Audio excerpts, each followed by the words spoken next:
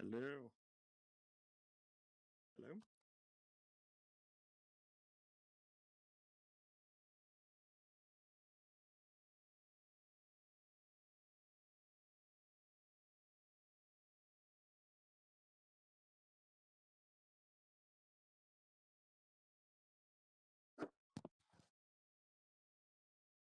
Hello. Is it working? Oh,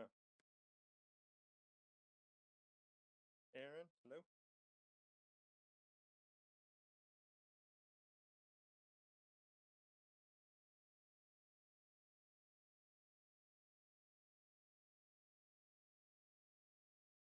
Hmm.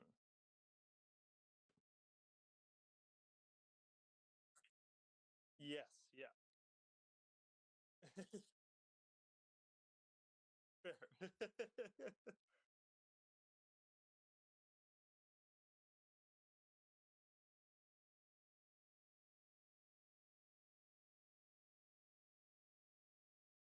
Totally. Yeah.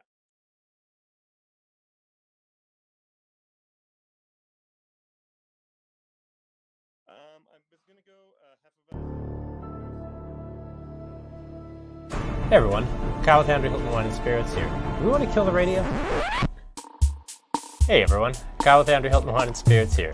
We got another beer tasting coming up on Wednesday, June the 29th at 6 o'clock. And we're not doing one the first week in July, so if you're looking to do a beer tasting, you should get in for this one. This is a brewery that we really haven't paid much attention to. I've been meaning to do a Dandy event for a very, very long time. They're one of the most important craft breweries in Calgary. They've been around since 2014. Why haven't we done one? No idea. Entirely my fault. I'll be tasting 4 of their beers, as is traditional. We'll be tasting their West Coast IPA, the I Will Adore You Till Eternity. We'll be tasting their Sled Island beer, the Just Play It Loud Hefeweizen. We'll be tasting the Decalogue of the Artist, which is a Belgian pale ale with Brett. And then we have a beer that's either going to be incredible or incredibly bad. This is a collab between Dandy and National to celebrate National's 10th anniversary. And this is a watermelon Goza. And the reason I'm kind of nervous about this one is watermelon doesn't always translate well. When it does, it's incredible. When it doesn't, it really, really doesn't. We will have a guest from Dandy. My friend Ian will be joining us from there. And yes, that will be our tasting coming up on Wednesday, June the 29th at 6 o'clock. We'll see you then. Hello, everyone. Welcome to our Wednesday night beer tasting series. And once again, we have a special guest. I'm super excited to be joined by Ian Baker from the Dandy Brewing Company, who I'm probably going to call Annex at least once tonight because I've been doing it all damn week. But Ian, thank you so much for coming and listening to me completely mistake your brewery with a completely different one. Why don't you start by telling us a little bit about yourself, and then we'll introduce the tasting order, and then we'll jump straight into some Dandy history in the first beer.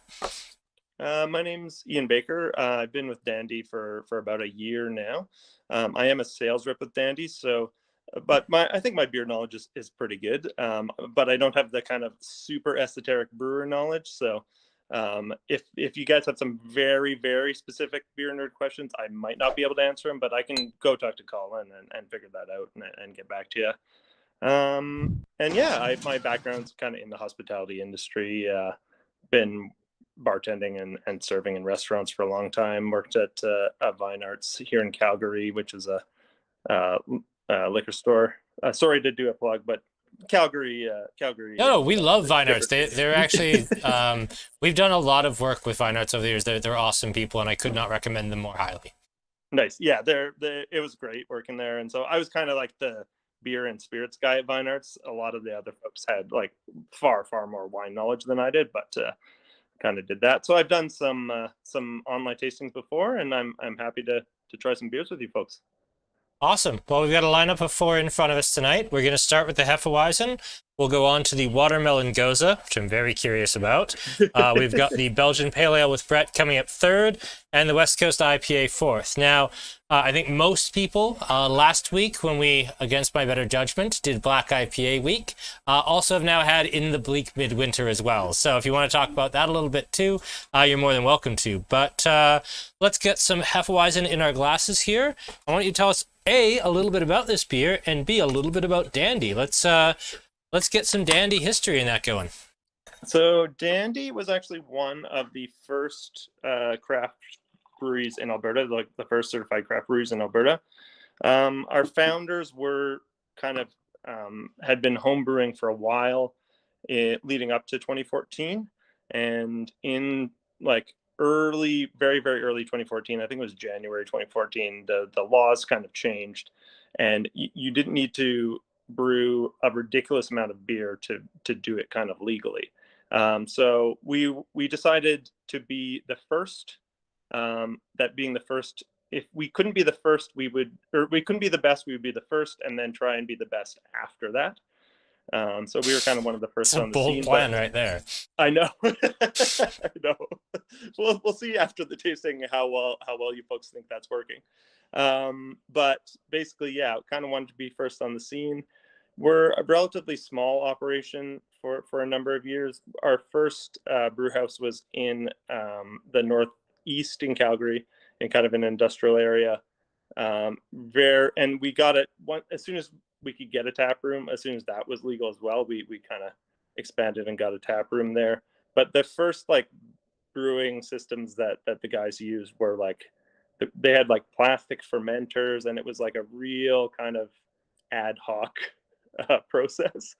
So in 2018 moved into the brewery that we're in now, and much more professional. We've kind of got like, yeah, all the professional stuff there now. So we can brew a lot more beer, and like our quality controls are really, really high and everything. So yeah, kind of one of the first breweries, and slowly kind of expanding and working. There were 4 owners now.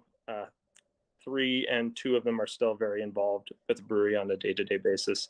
Dylan's kind of our director of operations, and he oversees a lot of the brewing. And then Ben is our like CEO, and he kind of oversees a lot of the other stuff. So yeah, it's kind of a dandy overview. Awesome. I got a question already coming in.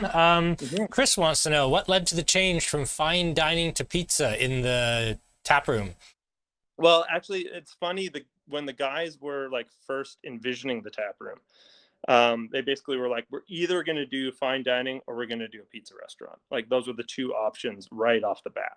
And because Merritt Gordon was in town, Dylan, who I mentioned, who's our director of operations, his background is actually that he used to be a chef. And so he knew Merritt for a long time. And so when Merritt was in town, he was like, hey, do you want to come and do something at the tap room? And so I think we kind of thought that doing that, the fine dining thing at the tap room, was always kind of linked to Merritt, that like once he decided to move on, and he put in a lot of years, but and it was an amicable split. But once he decided to move on, that we didn't want to do the kind of fine dining thing anymore. So we kind of like talked about it and came up with some concepts, and decided on pizza. And the pizza is absolutely delicious. Dylan has put a lot of work into that dough recipe, especially, and we're trying to, with the pizza, to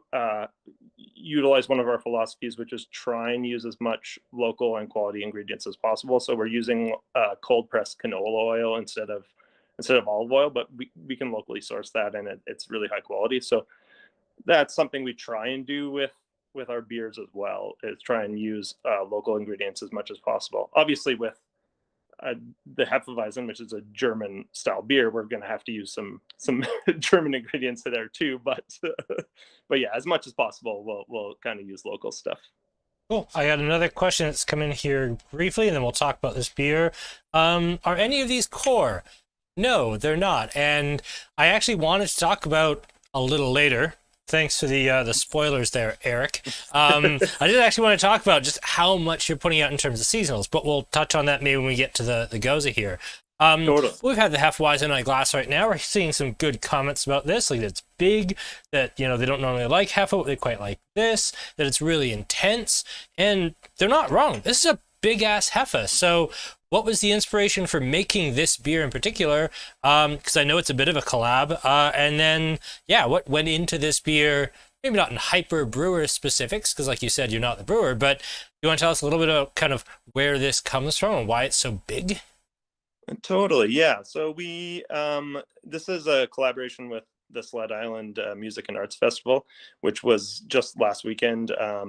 And so I was like running around everywhere, and we were all like working really hard to kind of make things happen. But we were a co-sponsor with 88 Brewing, and so we wanted to make a beer with them, and kind of that came about when we discussed with them what we kind of wanted to do.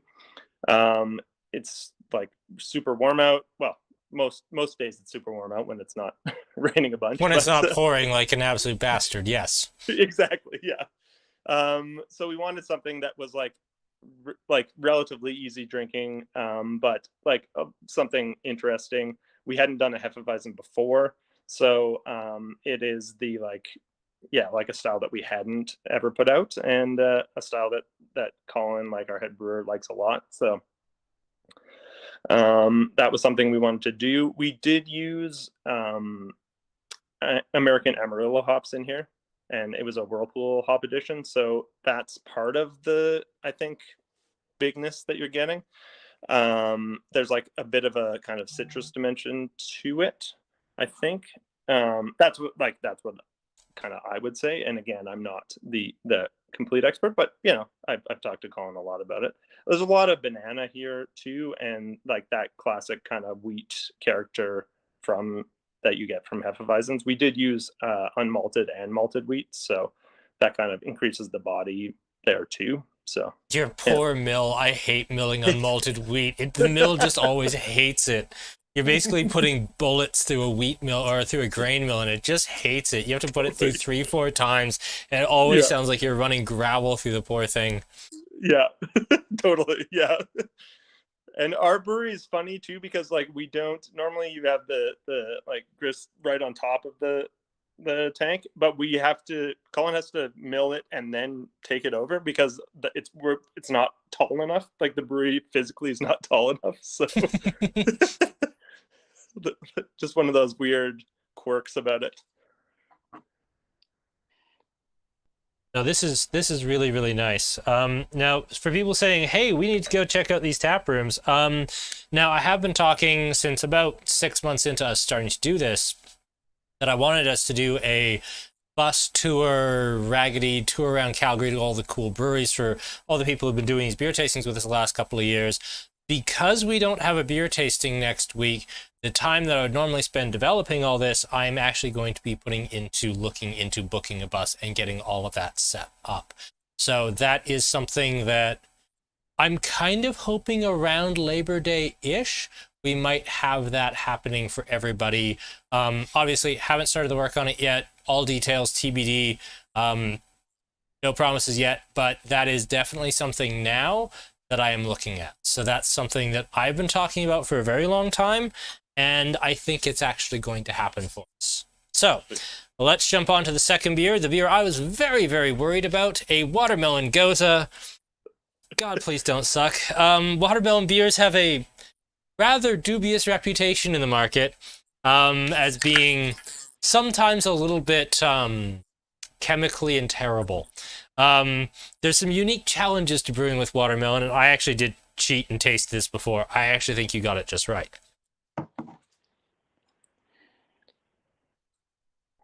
I'd also like to specifically thank Dwayne, who forgot to put my beers in the fridge this morning. So not only did I have to drink Black IPA last week, I have to drink the entire Dandy tasting at room temperature. So once again, Dwayne, the hits just keep coming. I did want to say, Kyle, let me know when you guys are coming down, and yeah, we'd love to have you by and host the whole crew. So I think it will be a very long day, but you are on my list for sure. Okay, excellent, excellent. My provisional list right now is yourself, 88 Annex Establishment Cabin, and the new 33 acres tap room, because that place kind of rules. So yeah, totally.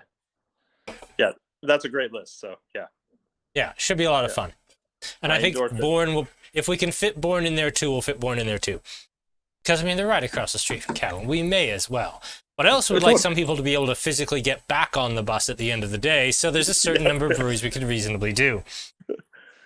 Okay, so the Watermelon Goza 10th anniversary, obviously founded in 2014. It is not the 10th anniversary of Dandy. I'm assuming it's the 10th anniversary of National then? it is, yeah. Excellent. Did I ruin your shot, Sky? Yeah. Totally. Oh, whatever. I like them in a nice I like them in a neat. It looks terrible this way. It looks good. Bloody camera guys. Always so picky. So, tell us a little bit about this beer, how you got the watermelon flavor to actually translate, and kind of what the idea behind it was. Because, you know what? I've seen a lot of fruit beers come through. This might be the first Alberta watermelon beer I've had so far. Yeah. I guess, yeah, I haven't heard of another one. This was kind of like our ode to Colin and Dylan were making fun of me because I haven't ever tried them, but the Anderson Valley North American Gose was like kind of a really like a landmark kind of in terms of a fruited Gose. They did a watermelon Gose that was really, really good. And so when we did this and I tried it, I was like, oh, it's delicious. And then Dylan was like, oh yeah, it's like the Anderson Valley. It's like very much like it. And I was like, what's that? And you kind of I mean, it is kind of one of those foundational breweries you kind of have to know about, but I know. It was, I was embarrassed. I don't think they're still in Alberta. They were for the longest time. We can still get Anderson Valley here, but I haven't seen Anderson Valley in a couple, 3 years at least. I wonder if they're not in the market anymore. No, I don't think so. Like I when I was at Vine Arts, I don't remember seeing them ever. Like I don't remember being able to order that in. So yeah, probably just no one, like someone was importing that and didn't pick it back up. I think it was a craft beer importers thing, or it was oh god, this is going back. Delancey Direct, I think, was the guys who were doing all the Montana and Cali stuff at the time. So I'll bet it was one of the two. It was either CBI or Delancey. Probably. Yeah. But yeah. And one of those doesn't exist anymore, and one of them doesn't do cool stuff anymore. So anyway, we have a question here. What's the difference between a Gose and a traditional sour ale, like a Kettle Sour? So usually the addition of salt, or like traditionally, I think, and Kyle, you may want to correct me on this if I'm wrong, but traditionally Goses were, the water that they used was salt water, and so there was like a salt character to the beer. Yep, you're absolutely spot on. Okay, great. And so Gose, that's like probably the biggest difference, is that there's usually a salt character, oftentimes coriander as well, but yeah, the salt is probably the biggest thing, and it's usually a mixed fermentation sour, or just lactobacillus for the kind of sour quality. But yeah, the salt is the big one, and the salt kind of gives it like a savory character. They're also, I think, typically fairly highly carbonated. Yeah. I wouldn't say this is highly carbonated. I think it's carbed. Yeah. But I think it's appropriate. But honestly, I think the most carb I got out of any of these by quite a bit was the pale ale with Brett. Totally. Which makes sense too once I'm sure we'll talk about Brett. Yes. Another thing I kind of scolded Eric for bringing up was the fact that no, these are not the core beers. These are all seasonals. A, do you want to introduce us to the core line, because we don't have them on the table tonight? And B, do you want to tell us, like, why is Dandy able to field like far more than 4 seasonal beers in Connect alone right now, notwithstanding what's available just at the brewery? Oh, totally. So I'll talk about our core lineup first. The kind of classic and probably our biggest seller is the Dandy Premium Lager, which is like us trying to make it as kind of clean and crisp a lager as we can. We do use some toasted rice in there, so it's it's it has a little bit of that kind of Sapporo quality, but it's still like German hops and everything, so it's still kind of a beer. We also have the T2g Ipa, which T2g is the postal code of our brewery. When we first started that, it was called the T2e Ipa, and when we were up in the Northeast, the idea was that it would only be sold in that postal code, that you would have to go to the T2e postal code to get it. Gee, But that's actually a really cool idea. Very limiting and probably didn't last very long, but it's a very cool idea. what we quickly realized was that we were like in an industrial area. Yeah, you were in the Northeast. Yeah, So there was a whole two not. stores and no bars. Exactly. Totally. Or at least not the sort of bar that would sell IPA. Yeah, I've been in the Northeast. Never go to the Northeast. Yeah, so it was like, it was a cool idea, but it didn't really last long. So now you can find it all over. And then the next beer that's part of our core lineup is the Dandy and the Underworld Oyster Stout, which was the first beer that Dandy like ever brewed commercially and sold commercially, and was kind of like one of our first, like, put us on the map a little bit, I would say. I think that's fair. It was certainly the first Dandy beer that I ever heard a whole bunch of hype around. There we go. It's still one of my favorites. Every time I drink it, I'm like reminded how good it is, because like stouts aren't something I drink super regularly, but yeah, every time I have it, I'm like, oh, it's delicious. Like a nice light-bodied stout, meant to be paired with oysters, and it's just great with seafood. We have rounding out the core beers, the Dandy Wild Sour, which was the first sour in a core beer breweries rotation in Calgary. And so it's a mixed fermentation sour. It's one of my favorite Dandy beers as well. Not fruited, but we do sometimes use it as the base for some of our fruited sours. We use Hallertau Blanc hops there, so it gives it a kind of white wine character. So yeah, I'm a huge Hallertau Blanc fan, so yeah, I fully get that. And then the second part of that question was, you've got so many seasonals. How much are you guys brew? Like, you must be brewing a new beer like every 3 days to have this many seasonals out right now. So yes, Colin is brewing up a storm. Some of these, it's kind of, we're at a time where Colin and Dylan have worked real hard to kind of get all these beers out for summer, and now hopefully they're relaxing a little bit. We did kind of try and get a decent stock of the core beers before putting all these beers in fermenters. Some of them, like the Belgian Pale with Brett, took a little bit longer to make. So that one was kind of one where it was in the tanks a little bit longer.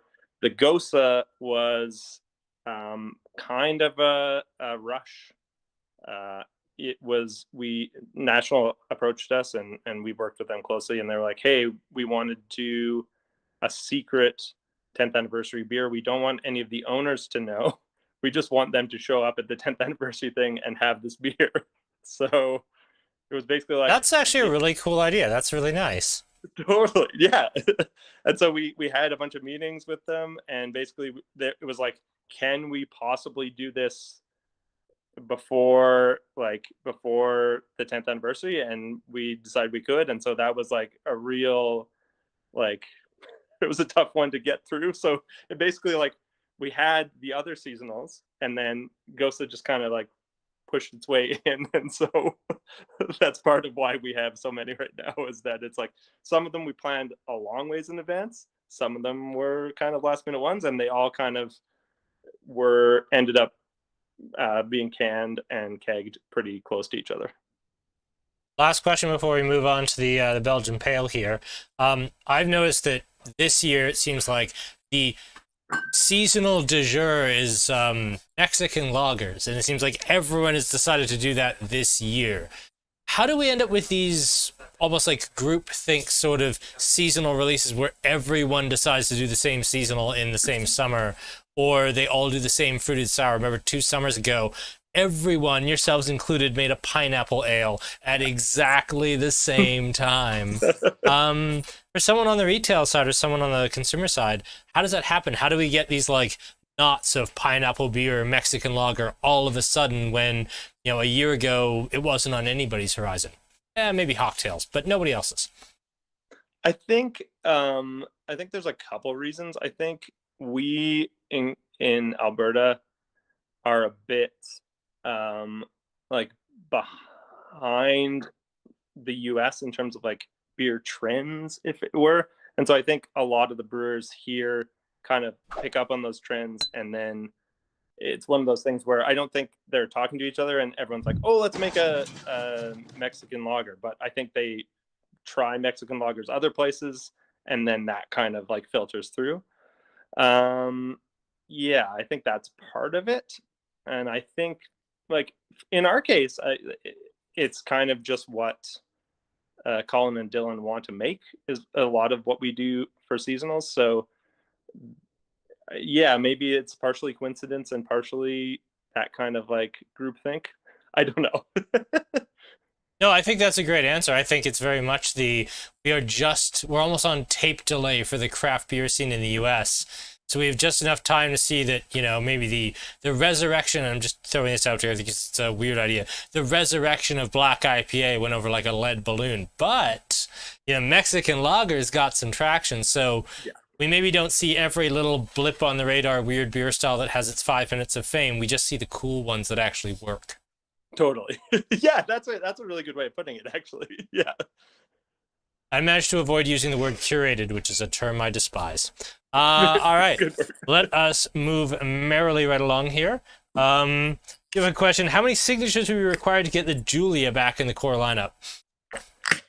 I don't think it will ever be in the core lineup, but it is my favorite Dandy beer. It's when I started at Dandy, they're like all of our business cards have one of the logos, the beer logos on them. And I was like, well, I want Julia Child on my business card. Like that would be amazing. So it is my favorite. And so if I have anything to say about it, which I don't really, but I will always. Why would you listen to your sales guy about what customers are asking for out in the market? That's just crazy talk. That's always the push and pull. There's a couple beers, and I'm not going to say which ones, but there's been a couple beers where I'm like, how am I going to sell this? And then other ones. I think that's always that's where you balance the company profits with the art of the brewer, where at a certain point you just have to let those lunatics go off on their weird Dunkelweizen adventure. And sometimes you have to say like, guys, we need a seasonal damn IPA. It's June. We need one.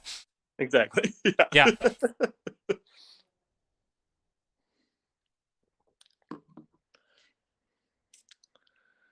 Oh, yeah. And yeah, Eric, I've asked that question a few different ways over the last 2 years, and this is the best answer we've gotten to that question. So, yes. And yeah, Craig says, that's one funky yeast, all kinds of cheese. Well, trick is it's not one kind of yeast, it's two, and that's why it's more complex. This will be fermented initially with Saccharomyces cerevisiae, and then it will ultimately be finished off with the Brettanomyces. That's why you have additional complexity. It's not just one funky yeast, it's twice. It's one funky yeast and then a second yeast doing something else. Tell us about your Belgian pale, because early favorite on being my favorite thing on the table. I'm really digging this. Brett is something for me that it takes me a bit like, yeah, definitely. I think I can't remember if this was in the actual Cicerone training, but there's like the 3-sip rule for beer tasting, where the first sip you're getting used to, like it's shocking your palate. The second sip your palate's getting used to it, and then by the third, you're actually tasting it and getting the notes there. And that's kind of always the thing for Brett. The first sip I have of any Brett beer, I'm like, oh, do I like There's that Brett? Big soapy, and it's not like pear soap or anything. It's like those soap berries that you can smell when you go to like Bulk Barn. It's a very particular soapy aroma, and it's true of every Brett beer I've ever had. And it's right there, and then my palate adjusts, and then I really, really like it. It's earthy, cheesy, peppery, funky nature. But yeah, that initial soapiness could turn people off right away if they're not into Brett. Totally. And even like me, who like I know that once I get through those first two sips and onto the third sip, I'm like, oh yeah, it's delicious. I love it. But like the first two are every single time I'm like, wait a minute, do I actually like this? Sky is Uh, really struggling with the Brett over here. He is having a bad time. but yeah, I'm not entirely sure what where Colin's thought process was on it. I think he basically was like, I want to make a Belgian pale ale and I want to use Brett, and kind of the two came together in a way that I like a lot. I mean, you could certainly think of Orval as being a proto-Belgian pale ale with Brett. You Yes, of course totally. have the Petrus aged pale, which is a much more sour Brettanomyces infected pale ale. Um, the guys at is it Didoli? Is there Urbier? That's a Belgian pale with Brett, I believe, as well. They're certainly out there in the market. They're not necessarily all that common. But I like the combination. I like kind of giving you a little bit of everything. You get the sweet spiciness in the Belgian yeast, followed up by the lightly soapy, leathery horse blanket Brettanomyces. You get that fresh, noble hop aroma. And then again, for a pale ale, this is still, kind of full amber to copper in color. So there's definitely a Totally. malt bone here. You get a little bit of everything, and that's why I really like this style of beer. Obviously, we don't see it very often because brewing with Brett is very much a double-edged sword. You Yeah. think you have to be careful with sanitation in the brewery in general. If you're brewing with Brett, you've got to be almost going in with like the full space suits from like Outbreak or yeah, it's not fun. Oh, totally. And The hell was it's that movie? funny. Was it called Outbreak? Okay. It is funny like going into the brewery and I walk in and yeah, Colin wears like one of those Tyvek suits when he's brewing with Brett. It's like I walk in and I know that that's what's happening. So we've done two Brett beers, and both times it's like, yeah, you just have to be so clean, and because it gets in everything. So and yeah.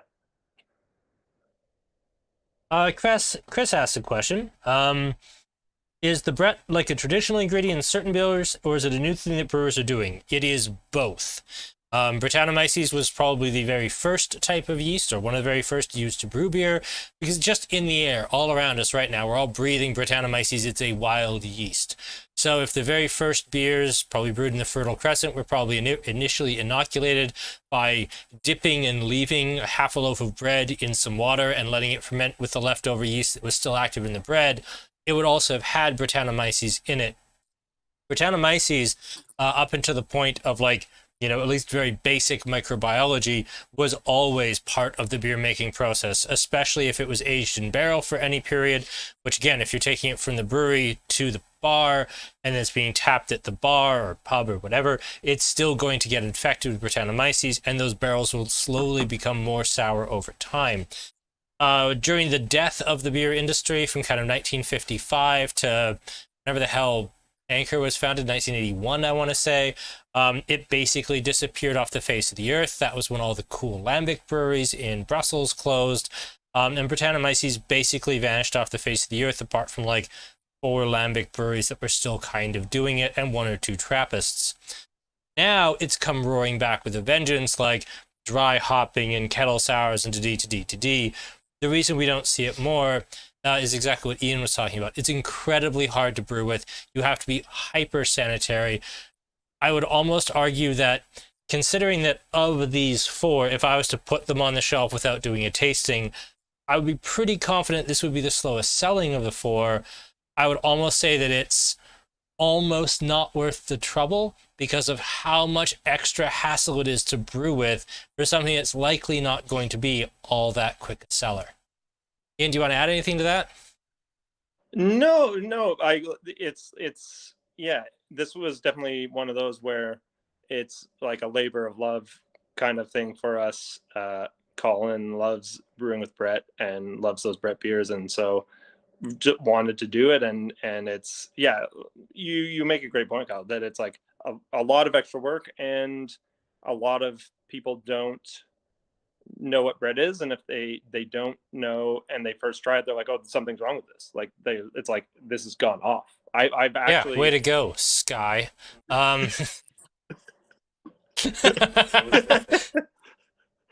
yeah, I have had cans like we at the brewery when our canning line doesn't fill cans, they get kicked out of the canning line, and we can just take them home. And so I have a bunch of cans in my fridge that are just unlabeled, and I've given this beer to a friend and be like, oh, here, like, here, have a random beer, and they've tried and be like, oh no, this is bad. And I'm like, no, it's supposed to taste like that. But it's one of those things where it's, for me, it was tough. It definitely was tough initially, and it's still, as I said, like, takes my brain a little bit to get used to it. But once I'm halfway through it, I love it so much. So yeah, it's a can be challenging, but it's also like fun to put in that work, and fun to like have that beer out in the wild, and introduce people to Brett when they might not have been able to try it. Awesome. Craig has a question, and it's actually a really fun one. What happens if the Brett gets loose in the brewery? Like, what happens when it gets out of control and gets past where it's supposed to? Well, basically, all of your subsequent beers could have kind of a Brett character to them. Like, basically, like the next beer that you brew, like let's say we brew lager next, where you kind of want that like really, really crisp, like clear flavor profile. If you've got Brett in there, you'll taste it, and so you'd be like, what's going on? So yeah, it can be like, it likes wood a lot, and even like porous materials. Like, so you basically like have to replace a lot of the stuff that you're using. Tubing too, like, can get into the tubing too. So it basically would make every subsequent beer we would make also taste like Brett. Until you replace basically everything that wasn't metal. Every piece of hosing, any piece of plastic, everything has to be ripped out of the brewery, started over, because Brett can survive steam, it can survive bleach, it can survive sanitizer. If it gets out of hand, you're basically replacing anything that's not made out of metal. And even then, you're having to like heat the metal up hot enough that it's gonna kill the Brett at some point. Yeah, totally. Or you're now a Brett brewery. Yeah, or now you're just a pure Brit brewery. It's Degard 2.0, Alberta version. Totally. Yeah, that's the other way you can go. And yes, breweries that do that style, I think are always the ones that I look up to, because they're taking that risk. Some would say that completely unnecessary risk to challenge themselves to brew with Brett. So whenever a brewery has a Brett program, it's not always a good Brett program, but whenever they have one, I pay a little more attention, because they're clearly trying something new. Have we had a Flanders Red? I mean, I've had a Flanders Red. Have you had a Flanders Red, Craig? I'm not 100% sure over the 2 years of this we have. I've kept meaning to just put Rodenbach on here, but I don't think I have yet. And I feel like there has been an Alberta brewed Flanders Red in the market, but it is not coming to me what the heck it would have been. Oh, yes, we did. Born Brewing. They did their Poppy. That was a Flanders Red. Yes, we have, and we had it fairly recently. So yes, we have on the tasting series. We have. So coming up next week on the tasting, I'm just going to take a quick break here, Ian, and talk about what's upcoming events. Coming up next week on the tasting, there isn't a tasting. Aaron is off in Vancouver, Victoria, one of those, BC, Vancouver. So he is off and doing that. So we will be taking a week off and rejoining you a week after that. Did want to cover a couple of things. One, I threatened you with it. I said it was going to come in, and you poor fuckers, it did indeed. The Sour Me Unicorn Farts with fruity pebbles and edible glitter is, yes, here to wreck your whole weekend. Now in 4-pack cans from Duclaw. So that did come in. I threatened you I was going to, and I did. In other news, as of this morning, we now actually have a very small amount of beer, Edmonton's Blind Enthusiasm, and that is brand new for us. So that is what's new. Thank you for moving that. But yeah, that's it. That's my completely shameless plug for a tasting that isn't happening until 2 weeks from now. What's even happening? Well, I threatened you that this existed. I warned you that this existed. And you made me drink black IPA, folks. You were the ones who forced this on me. This is your punishment. Enjoy your edible glitter fruity cereal unicorn beer. And yes, that will be making an appearance in a future tasting, just because I think it's hilarious. Okay, on to things I actually like. I love West Coast IPA, and I'm certainly going to enjoy this a great deal more than edible glitter. So, let's dive into this, because this is the one I'm really looking forward to. Ooh, yeah. Talk about pine trees. Yes. It's interesting. You can't really see because I just poured the beer in, but my tasting glasses are actually Blind Enthusiasm. Are they? I didn't have Dandy ones. I was like, well, I'll just use these, and then, but now it's like cross promotion, so we're all good. Exactly. There we go.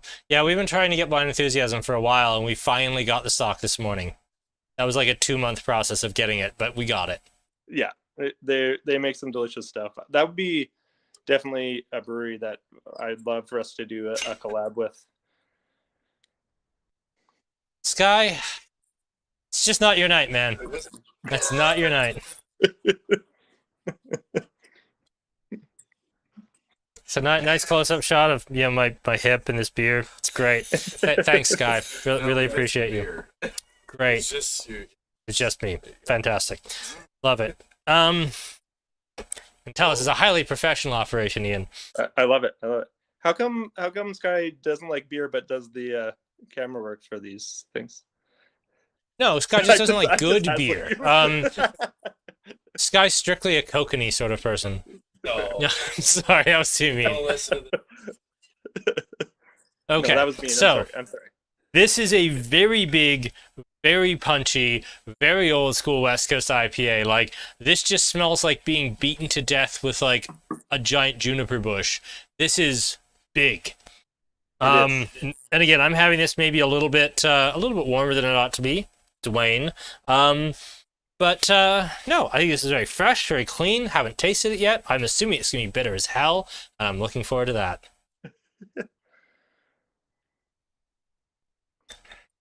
Oh yeah, that's gigantic. Thank you. You're welcome. Somebody said they went back to 2015 and they're not complaining. I think we're going back further than that. So tell us a little bit about I Will Adore You Till Eternity. Clearly this is a love letter to this type of beer. Totally. Which has kind of fallen out of fashion a lot. Not really seen around anymore. Man, I'm glad it's back. This is... I'm also glad this is not particularly cold because I'm getting all of it. And I want all of it. Yeah, sometimes when I do tastings and stuff, it's like... and the beer has warmed up a bit, it's actually like sometimes it's not ideal, but other times you're like, I have nothing to hide. Like this is all the flavor of this. when we are certainly getting all the flavor. Totally. I don't think there's any question of doing the sour last on this one. This is gonna bury anything. Like no, totally. Yeah. I was thinking about the tasting order, and I'm glad that we were on the same page. But definitely. This was going to blow out everyone's palates to some degree. This one, yeah, definitely is kind of a throwback. We wanted to make a West Coast that tasted like the West Coast that we used to drink. We did cheat a little bit.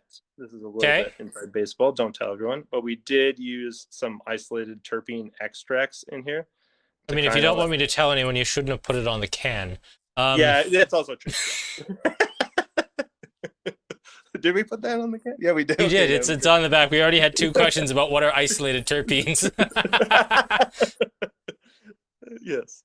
So yeah, and terpenes are those kind of plant, like tree sap basically is a terpene. Turpentine is a terpene. So tree resin, like the kind of chemicals that make tree resin smell and taste like tree resin. So we kind of use isolates of those, and so it does give it that very resinous kind of green quality. So yeah, it amped it amped that up a bit. Well, maybe not even a bit, quite a bit. Dare I ask what the hopping is on this? Like, this tastes like pretty classic old school 3C, but So we have Chinook, yep, Strata, Columbus, and Idaho number 7. I don't know Idaho number 7, but yeah, I don't. That again, I'm not sure what Idaho number 7 tastes like. I was, yeah, but no, that's really, really aggressive. This is like if you really loved old school West Coast IPAs and how they tasted to you the first time you had them when you were 19 and they're way too much for you. This makes them like right back as like making you wonder if there's something wrong with you or the beer. And I know exactly where I was when I had that experience. I was sitting on my friend Mike Malloy's couch at his old house on 5th Street South, and I just popped a giant ass swing top bottle of Lagunitas Maximus double IPA. It was the first time I think I'd ever had a double IPA, and I was like, oh God, this is actually so big and so bitter. I can't possibly drink this. This actually brings me back a little bit to that moment, and I love it for that. And Kyle, can you guess on what day we released this beer?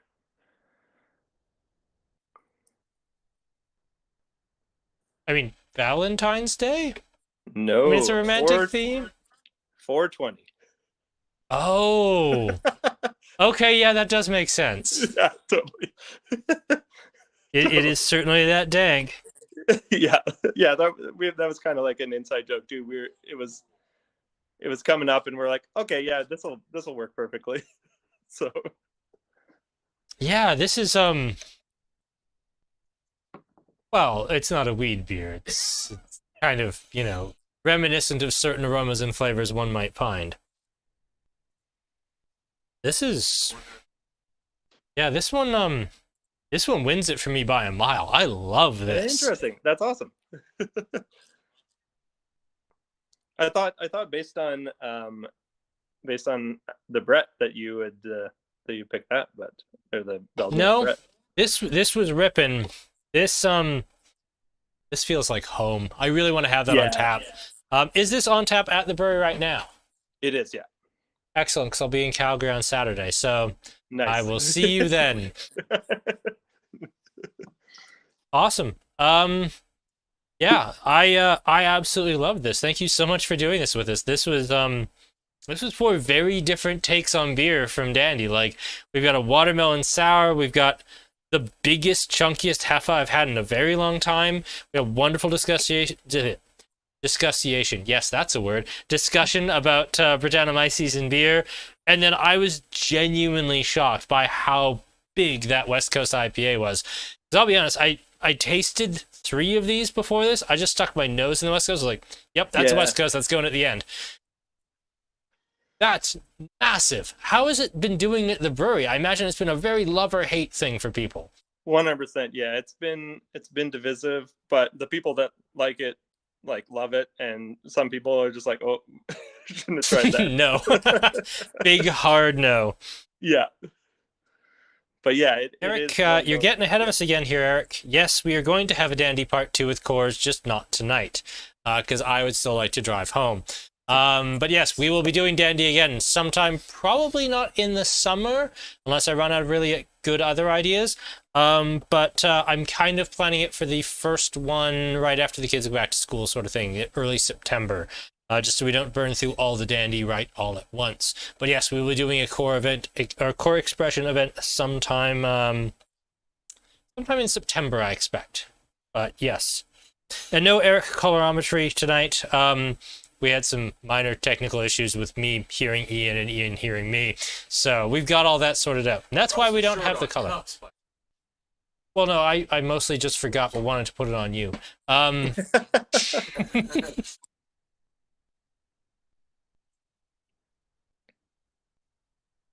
yeah, this definitely lands directly in your mouth. That is an excellent way of putting it, Chris. Yeah. All right. Thank you so much, everybody. This was a lot of fun. I will have this was not a complete sellout, so I think I'll have 2 4 packs each of these to sell on the shelf by the weekend. No beer tasting next week. Ian, thank you so much for doing this. Really appreciate your time. We will have you back on in September for that. And if you're around the brewery on Saturday, I'll see you then. Sounds good. Thanks for having me. Awesome. And to all of you, thank you once again for tuning in, and we'll see you in a couple of weeks. Good night.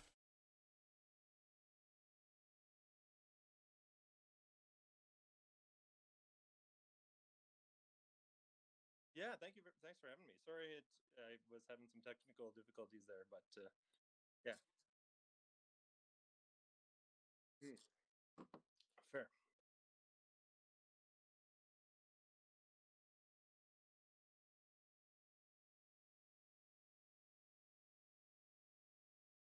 Nice. Fair.